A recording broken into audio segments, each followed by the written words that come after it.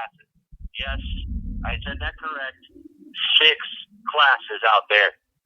We had American stocks, which are basically pure stocks.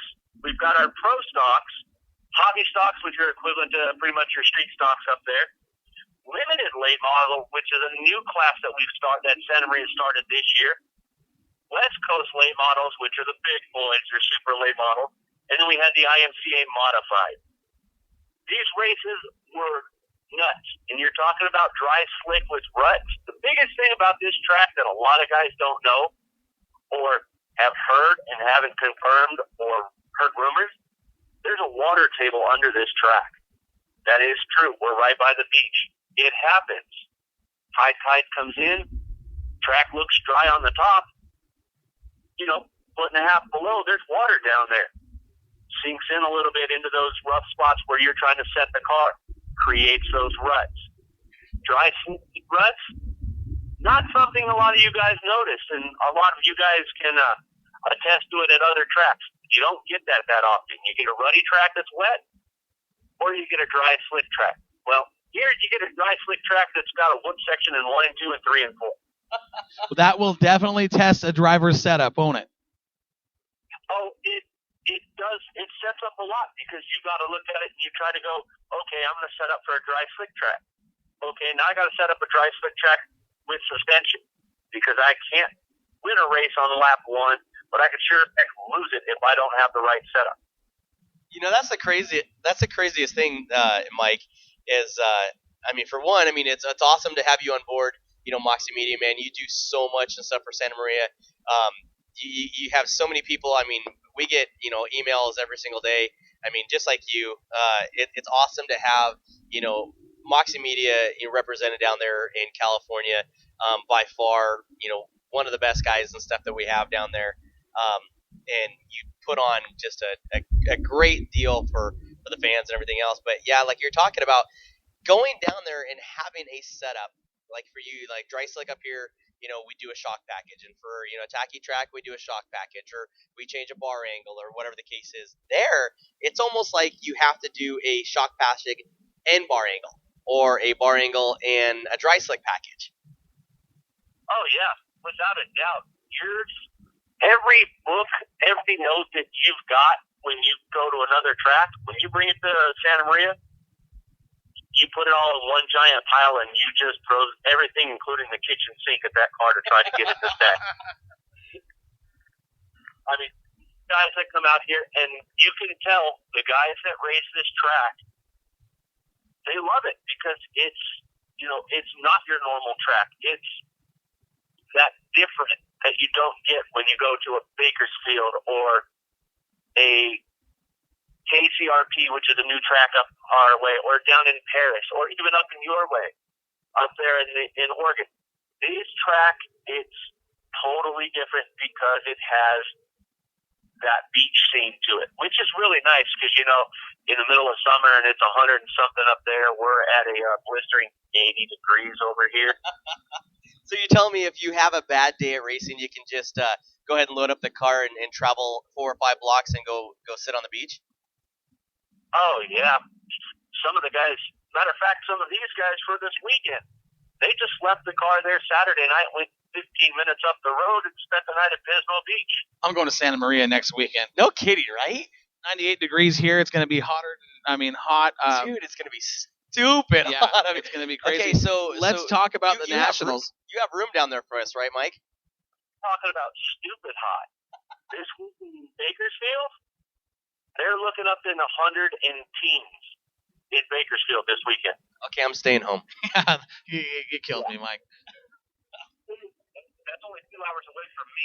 So 2 hours inland, that's 115. Stay on the coast, and it's 90 maybe. I know where I'm staying. I'm good with that. Let's talk about that Nationals, because you guys really drew some big names. You got some of the 3 of the bigger names here in the Northwest to come down to your show. You had Drake, Hogue was there. I heard that Matt Crafton was there, the former truck champion.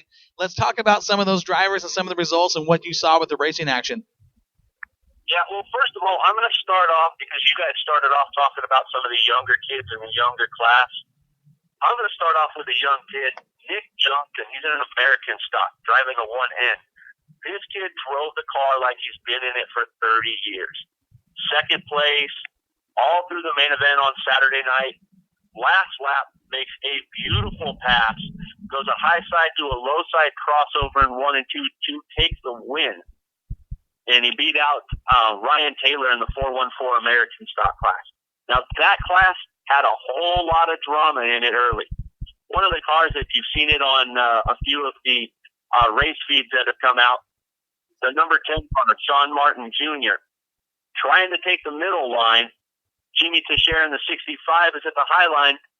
Not sure that everybody knew where everybody was going into turn 3. Sean slides up just a little bit. Jimmy's right there, spins him around, hits the turn 3 exit wall, the exit gate. At the backstretch, there's an exit gate in turn 3. He hits that exit gate. That gate goes flying open. The car rear end totaled, gone, done. There was nothing left of it. I looked at the tire, the hub, the axle was still attached to this thing. So we can't get on his pit crew for not walking down those lug nuts, because those were definitely tight on that car. But that rim, it was definitely tacoed. How was the driver when he got out of the car? Was he okay? He was good. He, first thing he did was he looked around and asked everybody, "Am I all right?" And they're like, "Well, we're asking you." He goes, "Okay, then I'm good." That's always the first sign to know that somebody might not be all right if he asks somebody, "Am I all right?" Yep. But he got up, walked into the inner pit, sat down, talked with his family. His sister and his younger brother were both racing in the American stocks as well. They went out a little early with incident issues, so they sat there and talked, and everything was okay. They were able to, gather everything and get back into the pits and call it a night.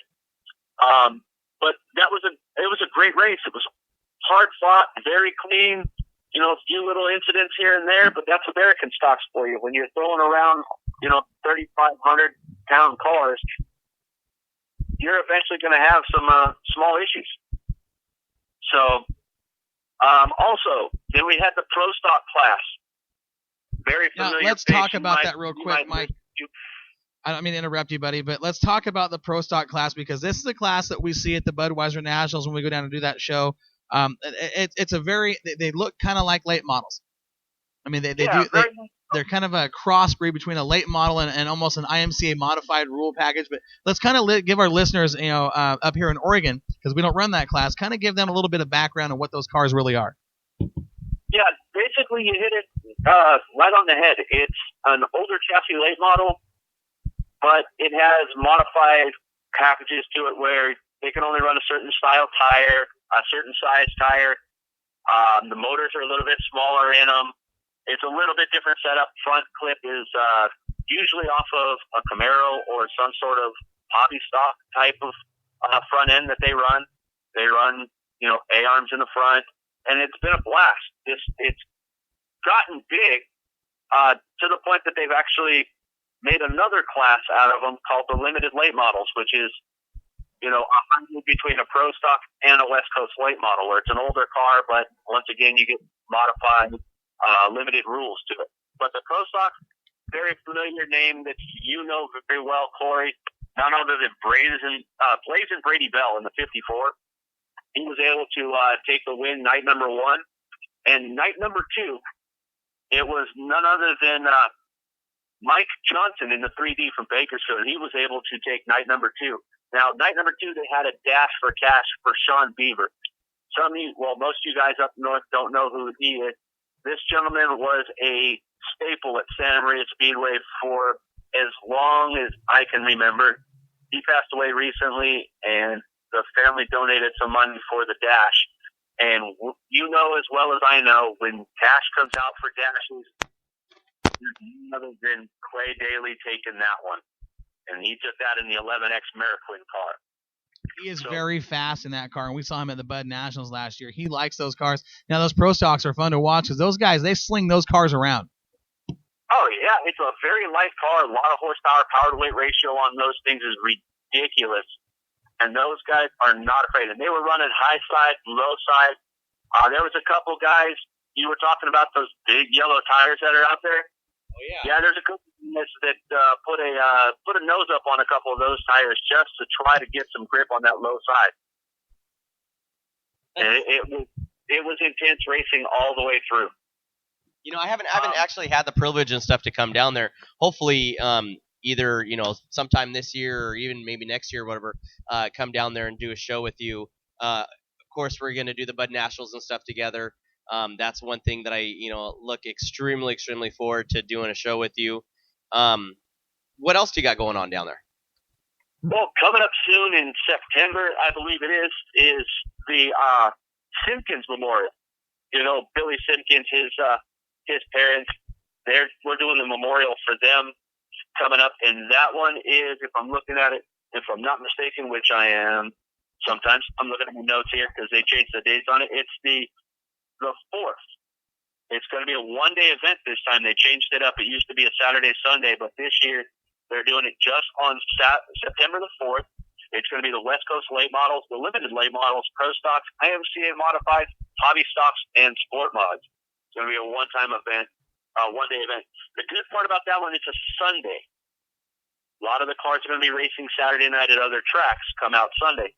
But Saturday night at our track, Saturday, September 3rd, they're having motorcycle speedway bikes, flat track quads, quads, sidecars, and kits. We had this a couple weeks ago, and I'm telling you, it was one of the most wackiest, craziest things I've ever seen in my life. No you guys kidding. Keep talking about these big diesel cars going around and slinging them. I'm talking about 105-pound motorcycles with two people on it and one guy hanging off the side that if he smiled the wrong way, he'd take a rock to the tooth. All right. Don't they call that guy the monkey? He is no longer called the monkey. He is now called the swinger. But yes, that is traditionally. I think you'd have to be a monkey to want that job in the first place. So. You definitely. You've got to have a steel set, but nothing up in between the ears. Yeah, no kidding. Hey, before we get too far into that, Mike, let's go back to the Nationals and talk about the late model division and what you saw. And let me ask you, what kind of reception did the 3 Oregon drivers that went down to that show? What kind of reception did they get with the fans there and the other late model drivers? Oregon never flies solo. You guys came down and you brought a fan club with you, and they were yelling and screaming the whole night. Unfortunately for them, the one thing that caught them early was the draw. They got hit before the track came up, they had some tough draws. The track was a whole lot more different than, what they thought. They knew it was going to be dry slick, but they didn't quite get setups done what they needed to. But one car that did from you guys, the 37, I don't know if you're very familiar with, you should be familiar with that guy in the late model class. Let me get to his paperwork real quick. I'm looking up on his. Mr. Rob Maya, the defending champion at Willamette Speedway, Mike. Excuse me? That's Rob Maya. He's our defending champion at Willamette Speedway. He's a 4-time champ up here against some of the best in the Northwest, and he's one of those guys that's typically fast anywhere that he goes. Well, I'm going to tell you right now, that man, not only is he fast, but he is a generous man.